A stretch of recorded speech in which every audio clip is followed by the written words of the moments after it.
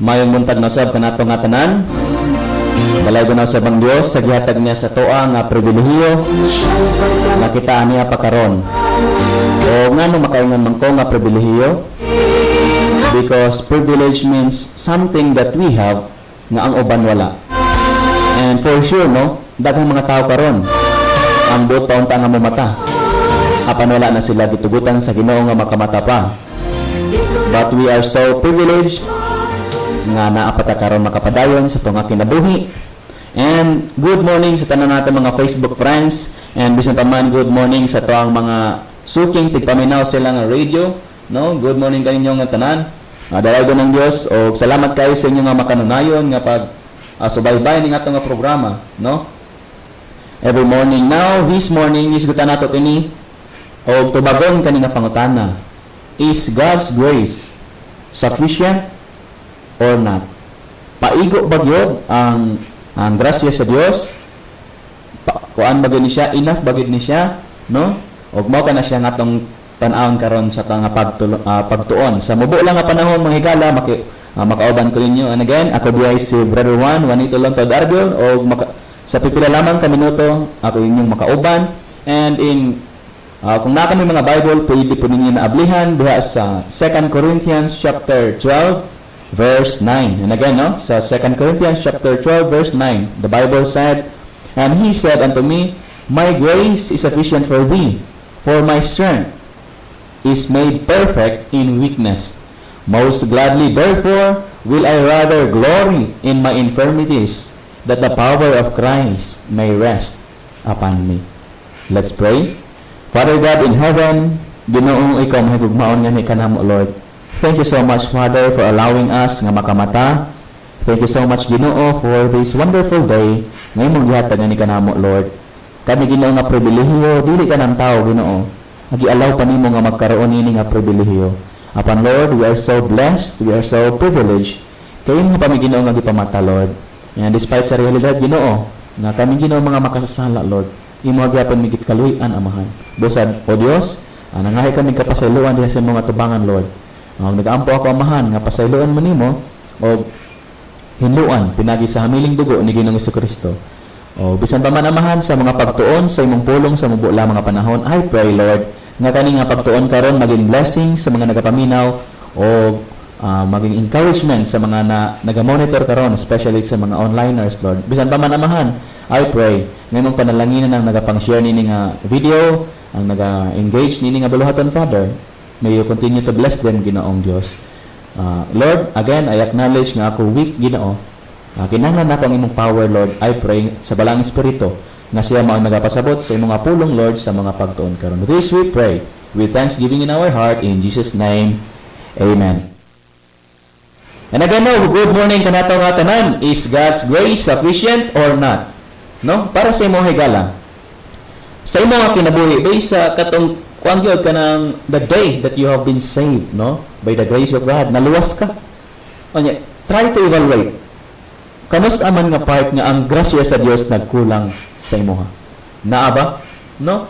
Ang pangutana is God's grace sufficient sa imuha or dili? Please let me know in the comment section. Now,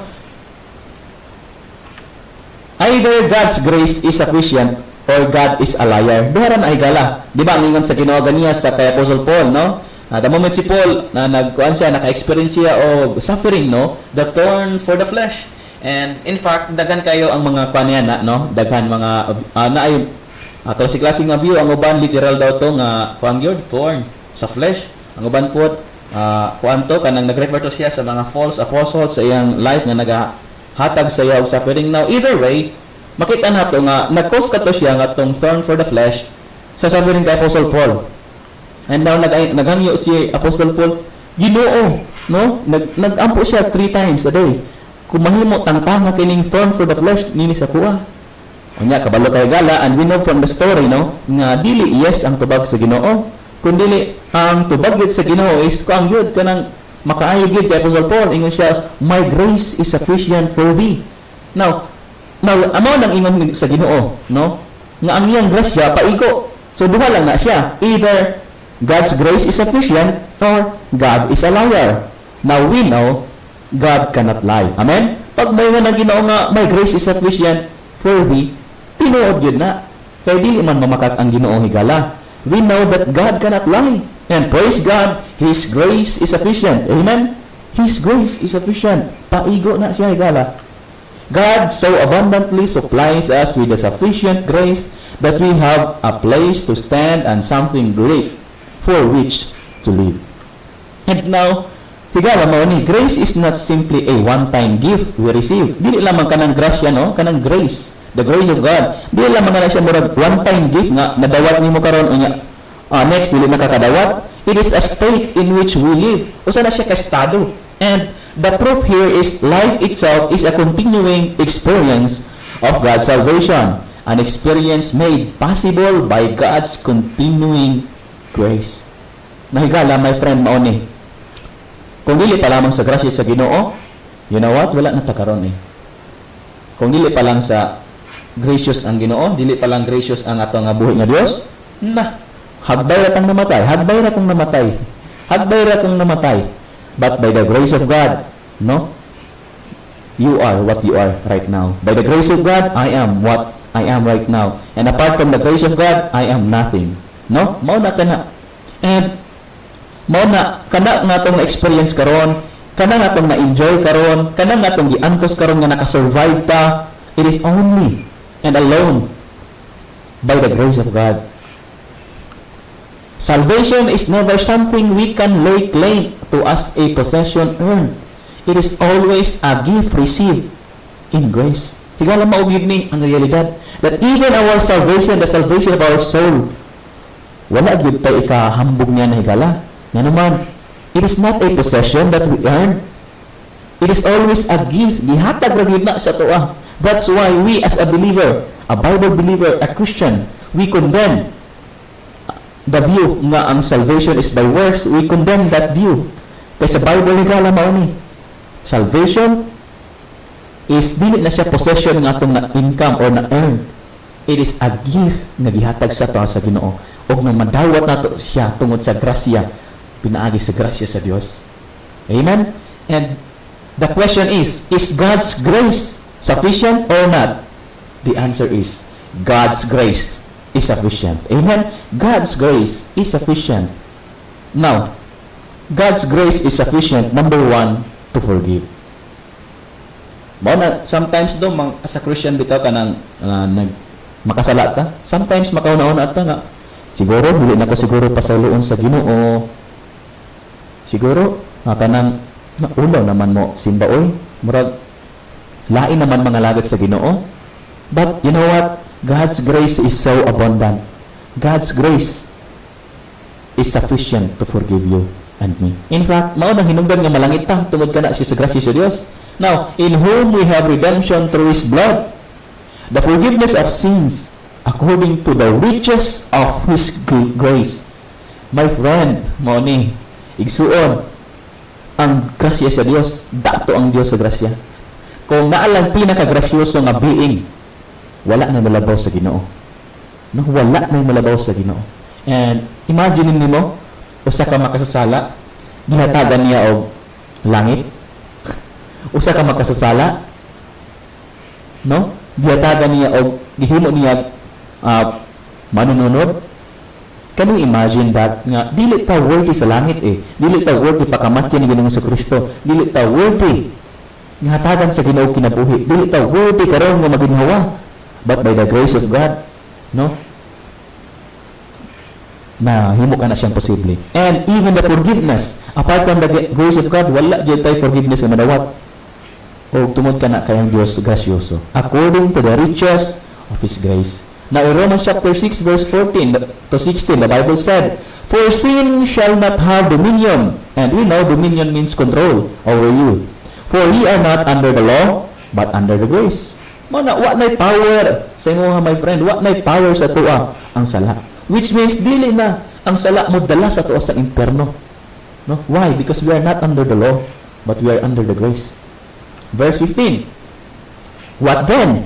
Shall we sin because we are not under the law, but under grace? God forbid. Mao bantod ni no? Naay duha ka extreme nga view, no? Nga gitawag na ko siya extreme kay extreme man gyud. Ang usa nga view nag-ingon nga kulang ang grace sa Ginoo kanang para maluwas ta mo tuo ta sa grace ug kinahanglan dagdagan pud nato ato ang good works, no? Idagdag nato ang atong pagpabautismo para maluwas, idagdag nato ang atong pagsimba, pagbinitensya, pagbuhat og tradisyon. Mao na siya, extreme na siya nga part in the Bible. No, you are saved by grace. No, dili na mao. And at the flip side, ang usa na po extreme nga view nga ingon siya nga maluwas na dito ko sa grasya, so libre na ko magpakasala. No? No, my friend, ingon ang Bible, what then shall we sin? Kabalo na dahil si Apostle Paul nga one day naaging mga tao nga magunauna nga libre sila makasala tungod sa grasya. And nag-advance kayo si Apostle Paul, and it is because he is inspired by God to write this special nga advance si Paul nga one day naaging mag-ingon nga libre sila magpakasala kay dato ang Ginoo sa grasya. No, ingon ang Bible, shall we sin because we are not under the law, but under grace?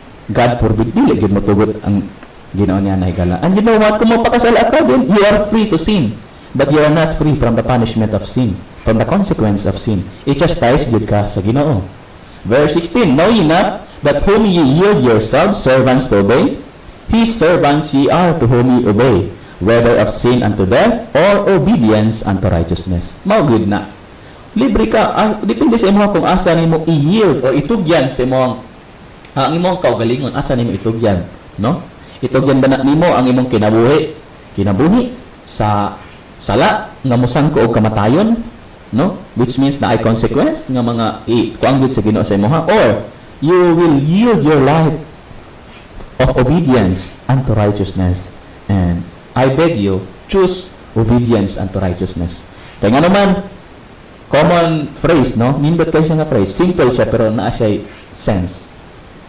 Holiness is equals to happiness. Again, my friend, if you are seeking happiness, don't forget that holiness is equals to happiness.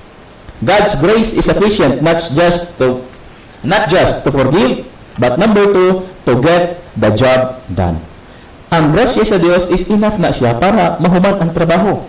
Now, in 1 Corinthians chapter 15, verse 10, ingon siya, si Apostle Paul, mana ingon ni Apostle Paul as apostle, but by the grace of God, I am what I am, and His grace which was bestowed upon me was not in vain, but I labored more abundantly than they all. Yet not I, but the grace of God which was with me. Wow! Grabe nga yung humility ni Apostle Paul, my friend. Higala, grabe yun. Nga, kuan niya ba? Kana bitaw makita niyo mo si Apostle Paul nga he is one of the greatest Christian of all time. No? Written, more than half of the New Testament was written by Apostle Paul. Daghang kayo mga churches ngayon na plant. Daghang mga kalag ang naluwas pinagi ni Apostol Pablo. Pero, you know what? Wala yun siya naingon nga, I did it my way, no? Manang, nakatawa ko na sa ka-preacher, dili na naka-mention ang yung name nga. Ingon siya, I did it my way. No. A real believer, hindi yun na anak mo claim. Ang tinuod na Kristohanon, maingon yun siya, by the grace of God, I am what I am. Tungod sa grasya siya sa Diyos, nahumantan niya po sa Pablo ang iyong trabaho. No? Mana ingon nakaingon siya sa Timothy, sa kay Timothy ngon siya, I have fought the good fight. No? Kung gid niya gitapos gid niya og dili tungod kay sa strength niya, kundi nag-rely si Apostle Paul sa grasya sa Diyos. By the grace of God, I am what I am, and His grace which was bestowed upon me was not in vain, but I labored more abundantly than they all. Yet not I, but the grace of God which was with me. Dapat ingana di no, kana bitang natay ma-achieve, dili gid nato na i-claim nga ato-ato ra na. Tungod ka na gud sa grasya sa Dios. Amen. Tungod na sa grasya sa Dios. 2 Timothy chapter 2 verse 1, ino siya, thou therefore my son, be strong in the grace that is in Christ Jesus. Mao na ingon si Apostle Paul kay Timothy na be strong in the grace. Be strong. Kaya sa ay ang pasabot ni Apostle Paul ani, because God's grace is enough. God's grace is sufficient. Dili gid na kulang. That's why be strong in the grace that is in Christ Jesus. Amen. Dumaw dapat sa to higala. Whatever circumstance sa tong kinabuhi, whatever nga tong achievement sa tong kinabuhi, whatever failure sa tong kinabuhi, Don't forget the word of God which says, be strong in the grace that is in Christ Jesus. God's grace is sufficient not just to forgive, not just to get the job done, mahuman ang trabaho, but number 3, God's grace is sufficient to get us to heaven. Common verse, no? Very common verse, no? One of the most, if not the most famous verse, no? For by grace are you saved. Ephesians chapter 2, verse 8 and 9.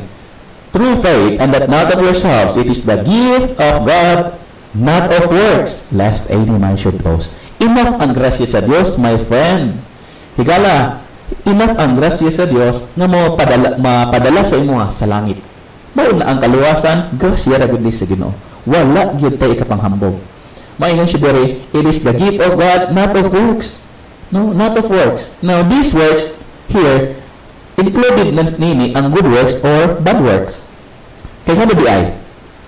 Nga namang yun, no, when I was in Samang campus, no, now, just as testimony, no, naluwas man ko, gigamit sa Ginoo ang Campus Bible Fellowship. Dili na kamalimtan no, sa mga Bible study ni Pastor Jerry that time. Gipresent niya ni nga verse, Ephesians chapter 2, verse 8 and 9. Unya, naay nangutana na siya. Ingon siya, mga young people, according meaning nga verse, nga mo magkaha na ang salvation by grace ra gyud o dili sa tong good works. Daghay mga kuan, daghay ni hands up. Pastor, kanang kuan, maganda, maginang sa verse nga, dili sa good works. Napuuban gyud dakan na ang kuan. Pero naay usa naay usa nga nakakuha og insakto nga tubag. Ingon tong usa. Kuan man gud pastor kanang kay kung good works man gud ang basihan pastor, basin manghambog ta. Mga ingon daw siya pastor, bullseye, no? Di na ko tumalimtan nga tayo. Mga ingon, tinuod gyud ay na. Kaya naman kung i-base man gud sa Ginoo sa works, no? Ang atong salvation.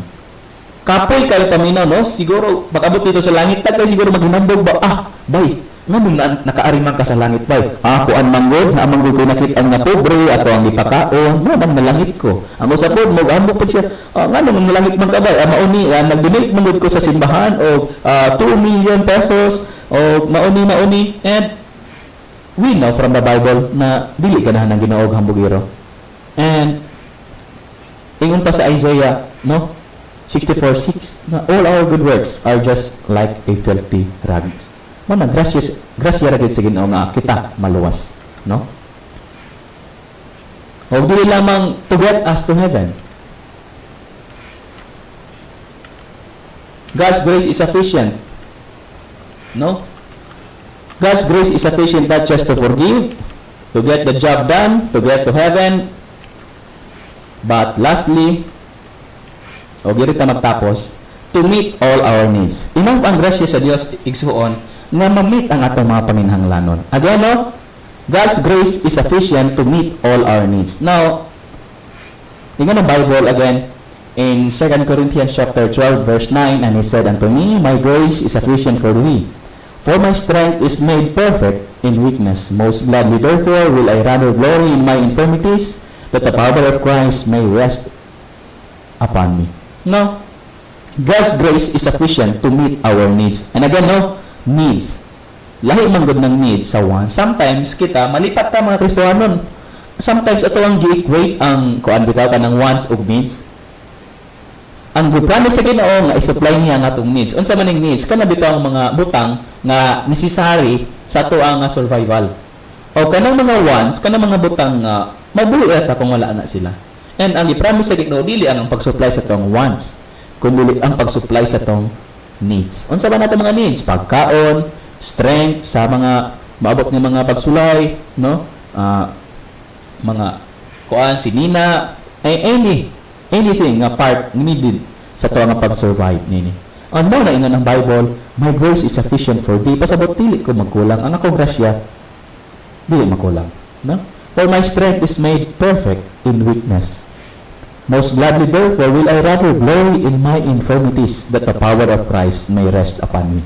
Now the question, is God's grace sufficient? Yes. God's grace is 101% sufficient. Nga mag-sustain sa imo ha, o mag-sustain sa ako. Is God's grace sufficient or not? Of course, God's grace is sufficient. No? Let's pray. Ginoo, salamat sa imong pulong, nag-remind ka namo, O Dios, na enough na diya ang imong grasya.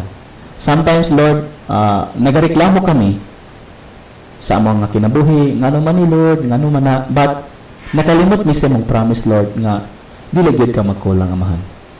Sometimes, Ginoo, instead na maging grateful kami sa mga butang nga gihatag nimo, especially ang salvation, especially ang langit, ang imong gugma. Sometimes, Lord, ang nagabagulgol kami sa mga butang nga wala sa amoa. We forgot, Ginoo, sa pagpasalamat kanimo. But Lord, thank you for reminding us that your grace is sufficient, Ginoo. Your grace is amazing, Amahan, nga bisan ang pinaka-bright nga kalibutan dili kasabot nga naunsa man nga ang usa ka balaan nga Dios nagpakamatay sa mga makasasala sama nako. Lord, salamat kay sa imong grasya. Unta, Amahan, magapadayon ka maghatag og grasya sa mga kanak kanimo mga sustain ikaw, Lord God. Salamat sa imong pulong. I-bless ka to sa mong kasing-kasing. In Jesus' name, Amen.